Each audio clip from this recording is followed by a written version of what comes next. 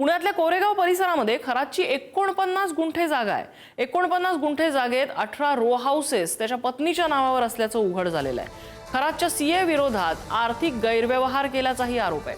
मालमत्तेची किंमत 150 कोटी असल्याची माहिती मिळते। 2 वर्षापूर्वी म्हणजे 2024 मध्ये कोरेगाव पार्क मधली ही मालमत्ता पोफळे यांनी खरेदी केल्याचं समोर आलंय। ही मालमत्ता पोफळे यांनी 19 कोटी रुपयांना खरेदी केल्याचं कागदोपत्री दाखवलंय। मात्र या परिसरातली जागा आणि मालमत्तांची किंमत करोडोंच्या घरात जात असल्याचं समोर येतंय। या मालमत्तेशेजारी राज्यासह देशातल्या अनेक बड्या उद्योगपतींचे बंगले सुद्धा आहेत। ललित पोफळेकडे इतका पैसा कुठून आला?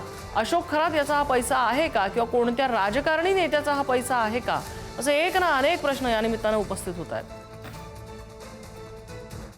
बंधू, अशोक खरात प्रकरणात आणखीन एक मोठी अपडेट आहे। डॉक्टरांपाठोपाठ आता सोनोग्राफी सेंटर आणि मेडिकल स्टोअर्स सुद्धा पोलिसांच्या रडारवर आहेत।